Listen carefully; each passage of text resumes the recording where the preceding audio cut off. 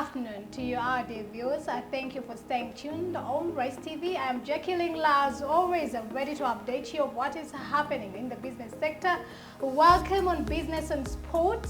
And for the East African community, as most of the countries try to enhance, to engage themselves more predominantly in the e-commerce business, commerce through the e-commerce has the potential to enhance trade beyond borders in terms of imports and exports across the East African region, and also widen the market among countries more so beyond the African continent and globally, and also increase competitiveness between businesses in the East African bloc.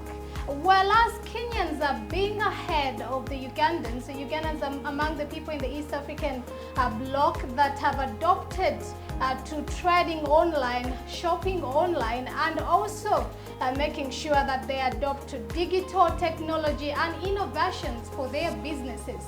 Today on set, I am not alone. I bring you one of the digital marketing companies, CEO of Jumia. Good afternoon, sir. Thank you for having me. How are you? I'm very good, thank you.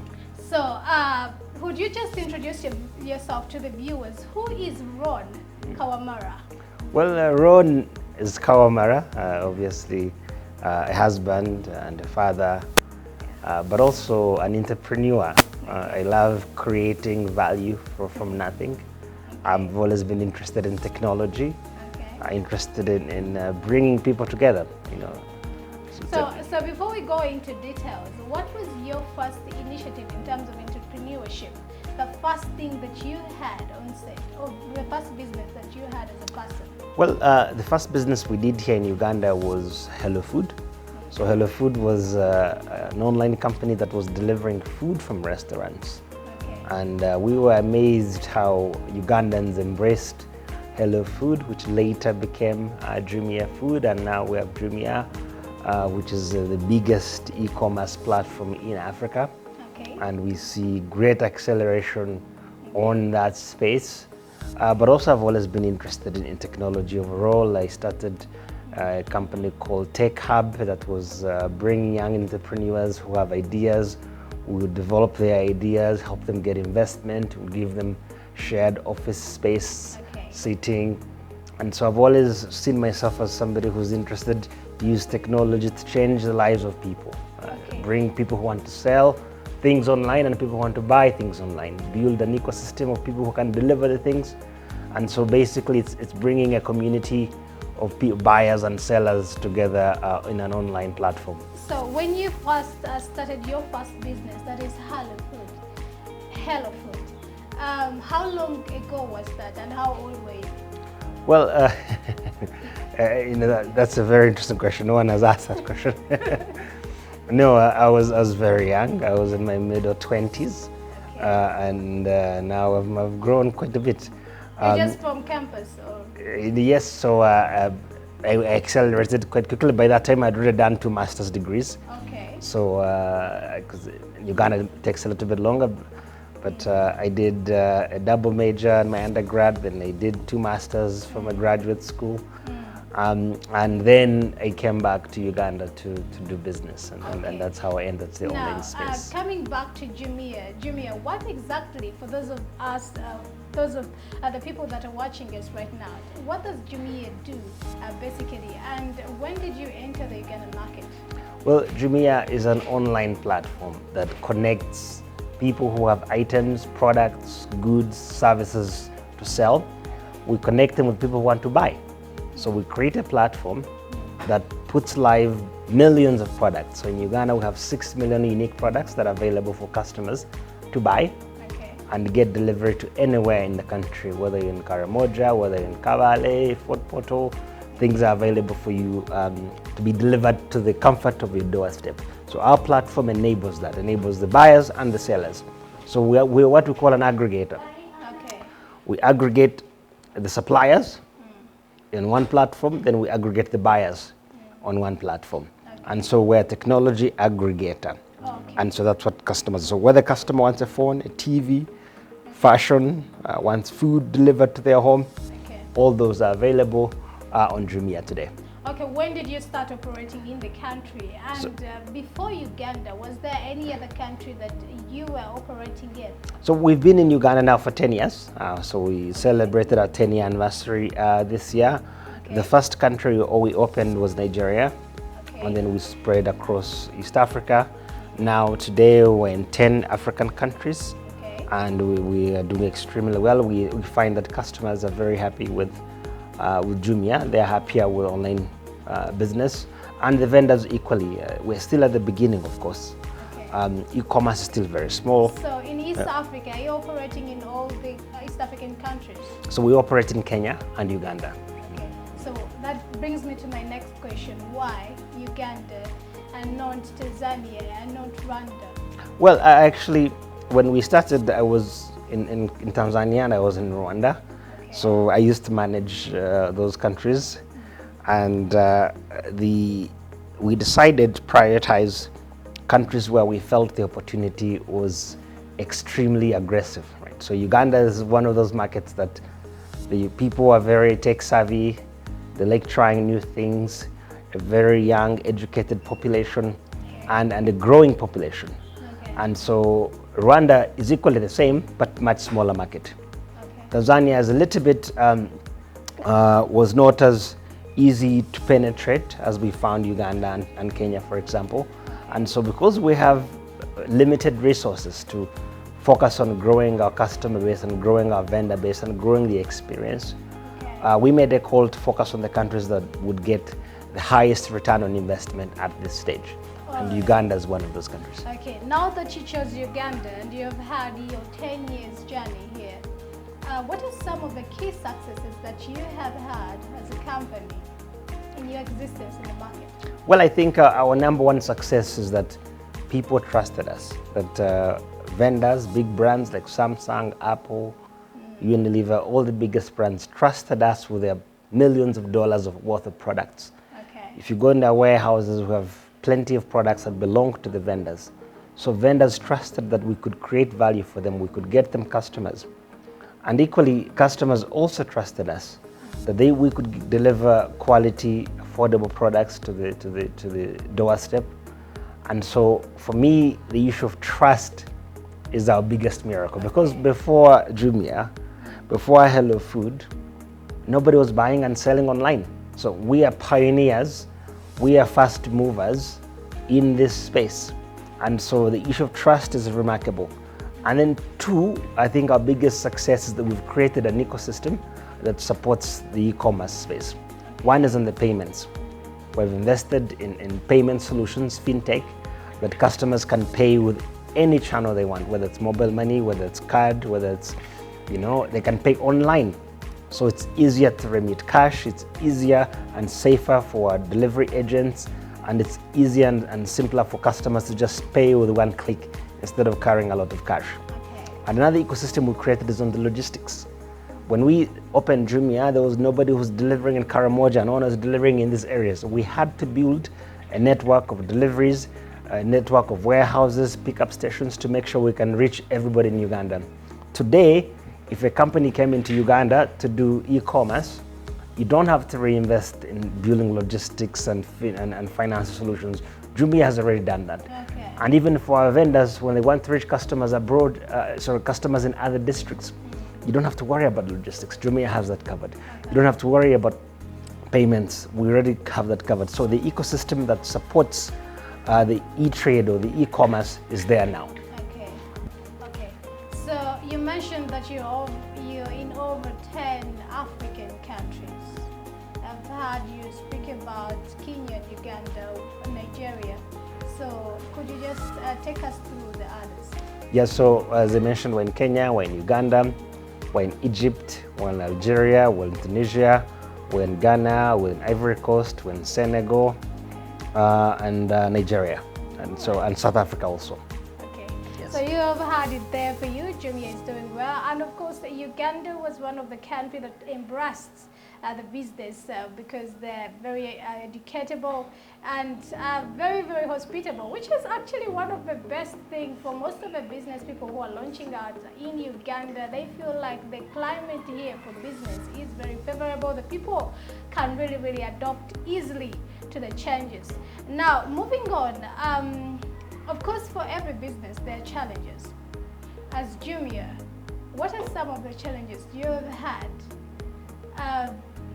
over the 10 years? I think our biggest challenge, of course, is the fact that we're an online business who rely on internet. All right. And the cost of the internet is extremely high for an average Ugandan. So our vendors, our partners, our consumers find it expensive to be online and shop, and even for us to run a business. When you're running everything online, the cost of internet is a big, big hindrance. The second one, of course, is the logistics. Because Uganda is a fairly medium country, but it's not very easy to reach every part of the country. The road network is not there yet, so it's more expensive to move goods and services across the country. And of course, there's always a regulatory environment, right? So issues of taxes makes it tricky to operate a business. But also, those challenges give us an opportunity that when you overcome those challenges, you will find a business opportunity. And because it's difficult to move goods and services in Uganda, because it's very difficult to source products and put them in a warehouse and deliver them across the country, because it's difficult to build a technology in Uganda, that's why Jumia has been successful, because we've been able to crack those challenges and provide solutions for our consumers, provide solutions for our vendors as well. Okay, now that explanation brings me to the next question. In the market right now, there are kind of some businesses that do the same thing like you guys. So how have you been able to outcompete your people in the business? Well, first of all, e-commerce is very small. We're still at the beginning of e-commerce. And so I wouldn't say that competition is our focus. Only about 1% to 2% of all transactions in Uganda are happening online, versus 25% in Europe and North America and China. So we still have a long ways to go. So I don't see competition. I want more people to enter the space so we can move from 2% transactions happening online to 30%. And so, but why we stay ahead and why we're growing very well is that we don't see ourselves as fast movers. We see ourselves as the best, because you know, if you say I'm the first, I can give you examples. Before Apple, iPhone, and Samsung came, there was BlackBerry. BlackBerry was the first smartphone. Before Facebook and Twitter and all these social media platforms, there was first social media company called MySpace. Fast forward today, MySpace doesn't exist. BlackBerry stopped making phones. Why?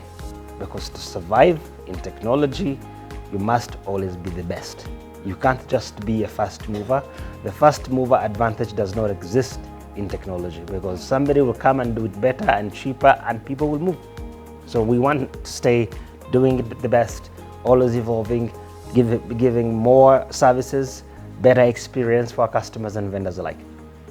Now, Uganda as a country is one of those countries that has slowly adapted to e-commerce, given the fact that not so many people had smartphones before, and those who have them do not have enough knowledge on how to carry out online shopping and trading and so many other things. As a business, how have you tackled that challenge? Well, indeed, we know that not everybody has a smartphone, and for those who have smartphones, some of them are not comfortable using them to shop online, and it's our challenge. We want to help them. We have 20,000 sales agents across the country who are there to help customers who don't have smartphones but who need to order on Jumia. They're called the J-Force. They go to villages, they go to towns. We call it J-Force or Jumia Force. Yes, Jumia Force, J-Force, yeah. And they've done extremely well for us. That the consumers, so they're the foot soldiers. They're the foot soldiers, yes. But also we allow our customers to call us. So on the app, on the website, there's a number. If you don't want to go through the ordering online, you can call us, tell them I need this phone, I need this dress, I need this food, I need this product. We will place the order on your behalf and deliver to your doorstep. Okay, 2020 was the most challenging year for most businesses, unlike for a few that were operating when we had the national lockdown, and also many countries had shut down, and the value chain was disrupted globally. As Jumia, could you just tell us your experience of COVID-19? What were the opportunities, what were the challenges that you identified during that time? Well, COVID-19 was difficult for everybody because people lost jobs, the economy was down, companies shut down, so it was bad. But we also saw that consumers did change their habits, that instead of going to the supermarkets and the markets, they went online.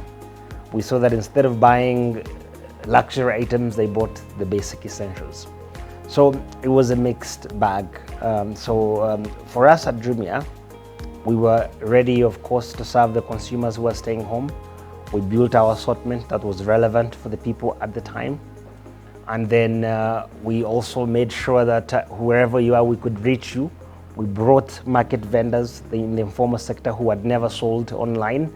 They were able to finally sell online, market vendors in Nakasero, market vendors in the markets. Okay. So we created the solution for the times, but we have always done this.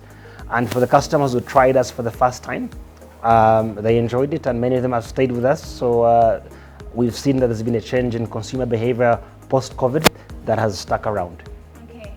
Now, for those of the viewers who are watching us right now, some may be interested in selling their products online.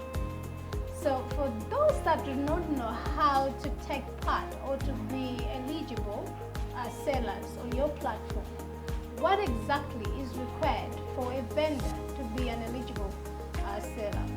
We encourage anybody who has good and authentic products to be able to sell on Jumia. So whether you're into fashion and you have your fashion shop, whether I make soap or yes, candles. make soap or candles, those are great things that consumers need.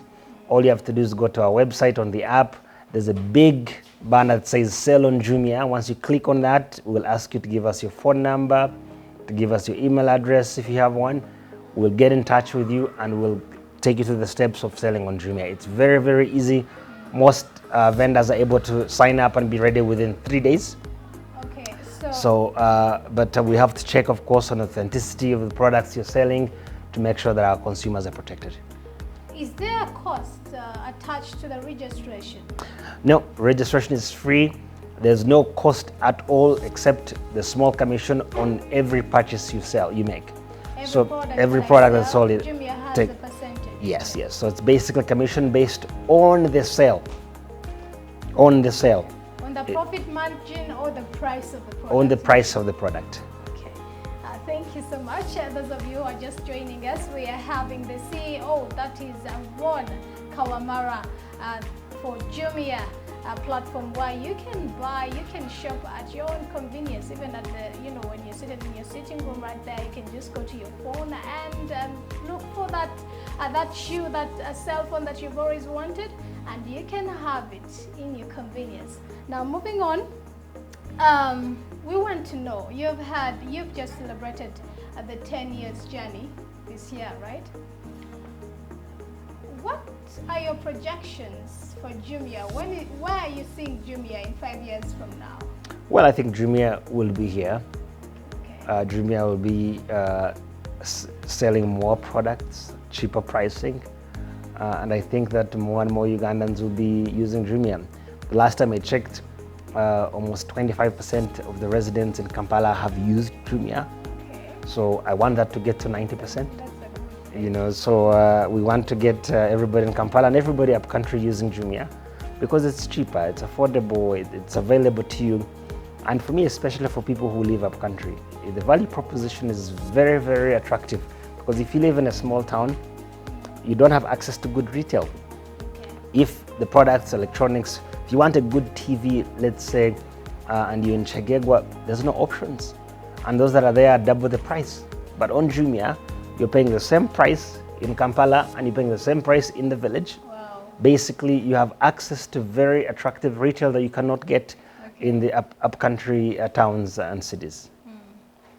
Now, you have still been here for 10 years. How have the local communities benefited? Have you done any corporate social responsibility in various regions?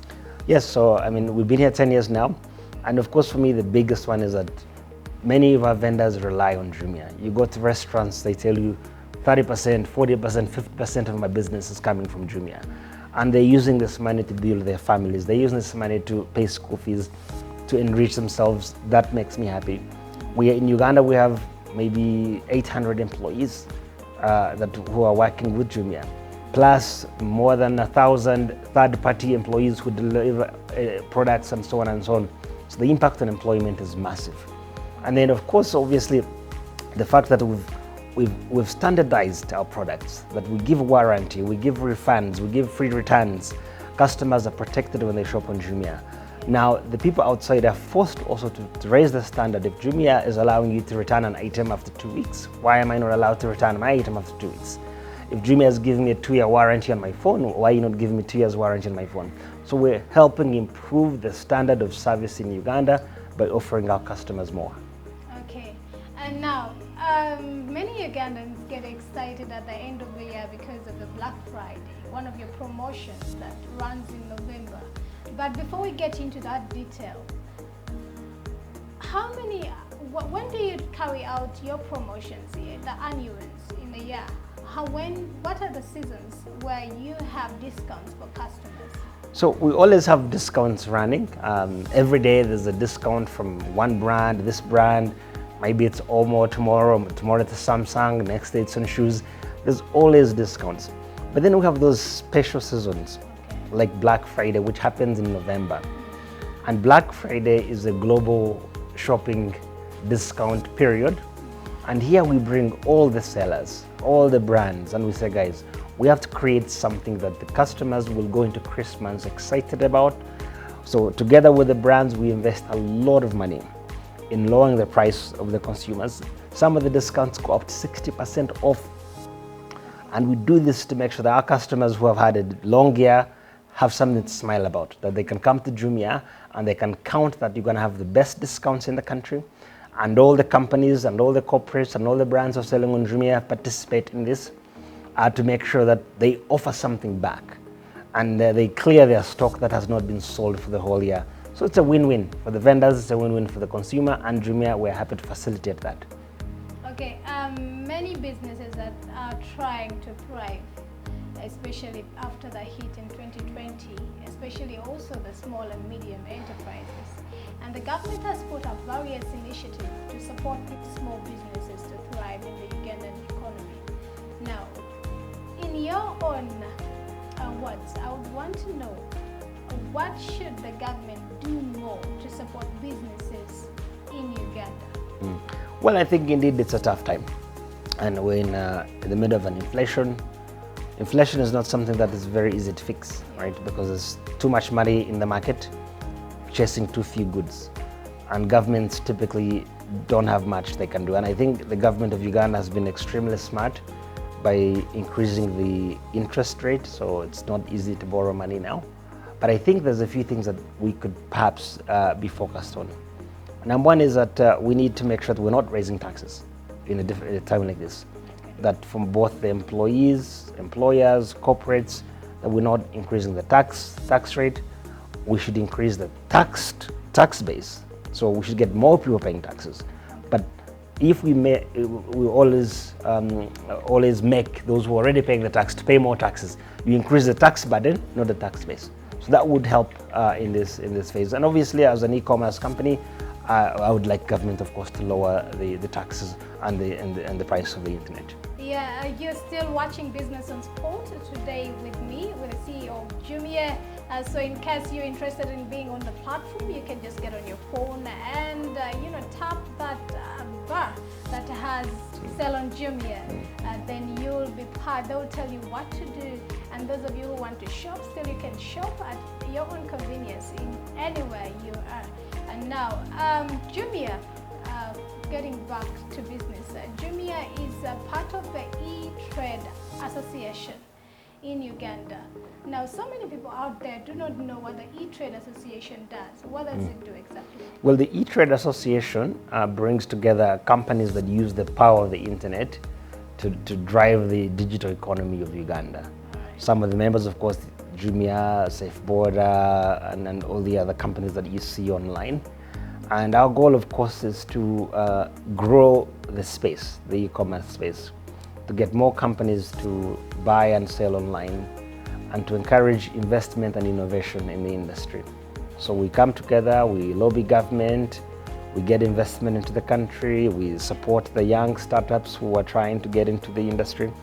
And so basically our goal is to grow the digital economy of Uganda. That's what we do, and I'm the chairman of the E-Trade Association. Oh, that's wonderful. Now I'm curious, the last question before we wind up.